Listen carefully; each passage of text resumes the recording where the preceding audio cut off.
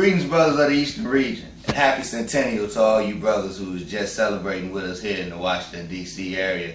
It was a pleasure to host all the brothers from all around the globe here in the home of the Mother Pearl Alpha Chapter, and we had a great time. But you know, once the celebration ends, the work must continue. And Bigger and Better Business in the Eastern region made some promises out of the Eastern Regional Conference in Brooklyn, and we've been working hard to keep those promises.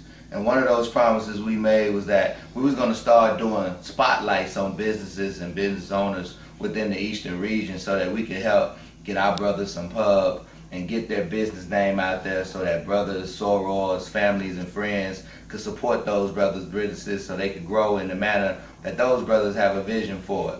And today, we've got a brother from the great state of New Jersey. Absolutely. Brother Tyrone Howard. I came over so I could sit and chat with him. On August 1st, he's going to be launching a new courier service. So we're going to take a few moments this afternoon and talk about that courier service. And I believe it's called Phoenix Carrier Express. And Tyrone, you live in what? That's Central Jersey, or? I actually live in South Jersey. South Jersey area, okay.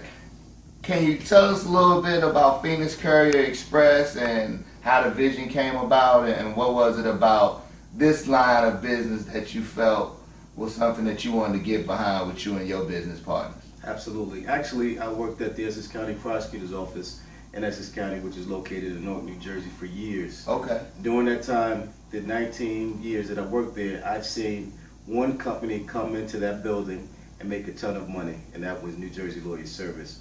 This company actually has a monopoly on the whole legal service for the state of New Jersey, actually the tri-state area. Wow. So one of my buddies who's an attorney in Newark said, you know what, we need to come up with a way to break up this monopoly, because one, I'm one of their victims where I'm paying all of this money each month. Mm-hmm. I feel like I'm a slave to a tyrant, and I have no other alternative but to pay this company this money. Why don't we come up with an idea and make our company something that's very competitive, where we have lower prices to offer each attorney in the state, and also we can have a tracking service with callback confirmation, because nobody has that. Unfortunately, my friend, his mother caught Alzheimer's, so he couldn't go along with it, so I picked up the baton.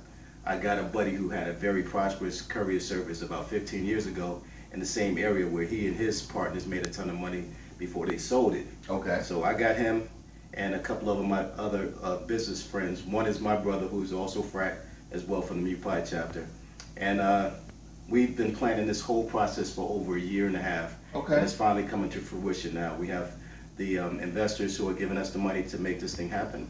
August 1st is that dream come true date where we're about to launch out into the deep. And I got a partner who's done it for years and made a ton of money. And not only are we trying to build wealth for us, but generational wealth for others that aren't even attached to us.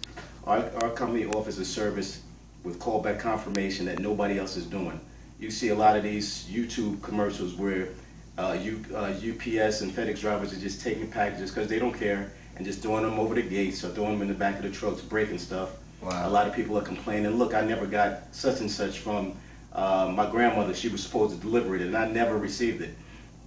We want to take this to the next level, where not only as soon as your package gets there do you have to call a company, but we call you and we tell you where your package is, and you can track it at all times. I'm not going to tell you the secret sauce to our company, but you will be very impressed with our prices, and nobody can match them.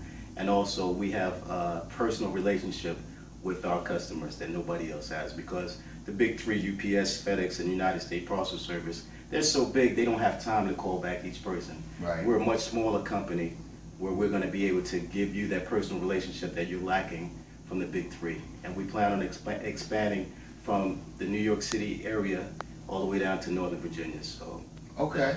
So let's talk about where we started at now. So just to hit you brothers off with a little business one-on-one, a couple of things I want to point out that he talked about in there. Once they identified a market, they saw that there was a monopoly in place, and they wanted to figure out a niche in that market in which they can insert their carrier service in. Two, what they did, they had experience on the team, so they had someone who already had a carrier service. Absolutely. Then they had some other brothers that was willing to maybe have other aspects of the business that they had expertise in, and those brothers all collaboratively came together and formed a team. Let's talk about what type of business y'all set up, since we're talking about multi-persons in the business. So did you set up an LLC? Did y'all set up a corporation? I try to give the brothers information on, because some brothers are taking notes from this and they're planning a business. So any tidbits we could give brothers to kind of help them along the way when they formulating their business plan. Okay. So what did you brothers find was the best course of action as far as the corporate structure for the legal part? Because even though we may be friends, this is business at the end of the day, and money changes things. And Absolutely. We want to make sure that the business is right. So which way did you go with that? That's a great question. Actually, during the whole process, I had just got finished going through a very acrimonious divorce. And know about those. Unfortunately, a lot of us do. So the attorney that I sought a very professional company that's internationally known. It's called Spiegel and Otero.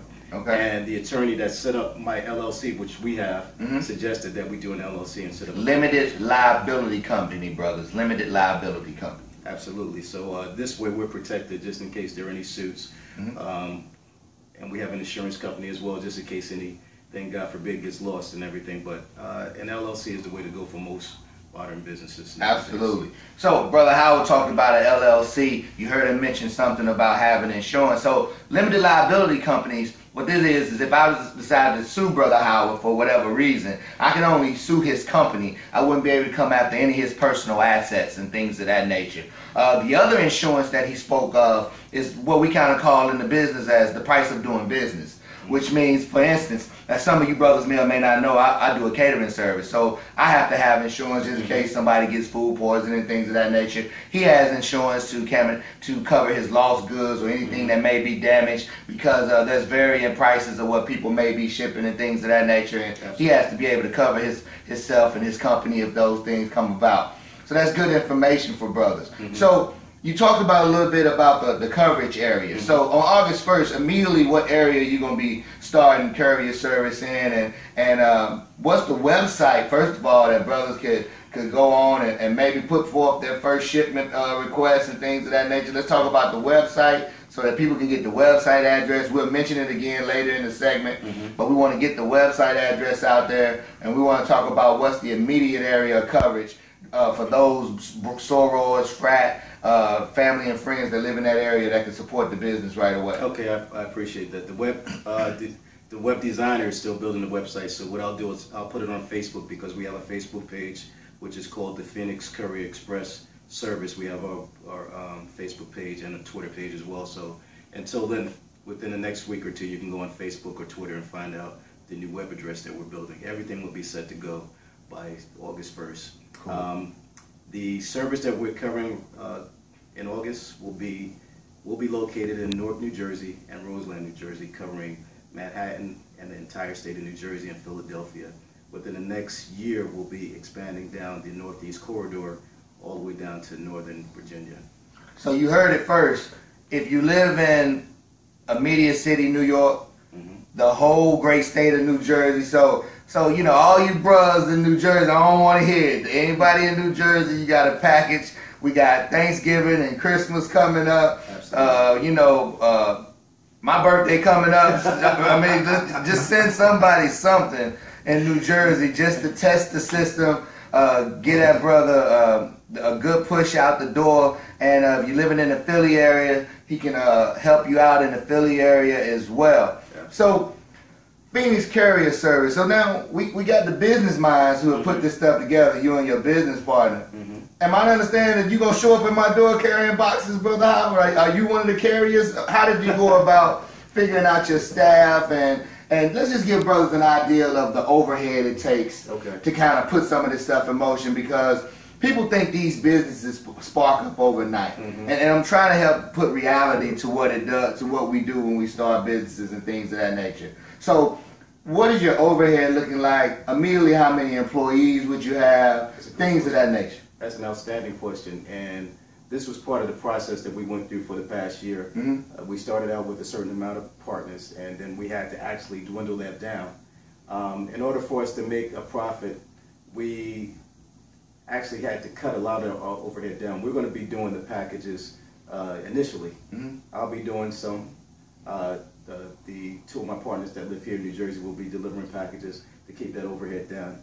We actually cut down on our fleet because the amount of money that it would cost to put out the fleet and get them wrapped with our logo and everything was going to be somewhat costly. So in order to make a decent profit, there are a lot of things that were unnecessary for us to have initially. We started to use the offices of Regis. I don't know if you've ever heard Absolutely. of them. Temporary offices. Temporary offices. You can rent them. Absolutely. Yeah, so until Very we start smart making move. a profit, we said let's use a Regis office for the first 3 months. Then we can move into our own location. So there are a lot of things that are flashy that we think that we need initially just to look good and look professional. A lot of companies usually fail within their first 3 years because they go off the unnecessary assets that you really don't need. So we decided to keep our overhead very low. And when I talked about generational wealth initially, when you first asked me the question about Phoenix, the wealth that I'm talking about is to build up our communities. Because a lot of people think because you become an entrepreneur that you want to consume all the money for yourself.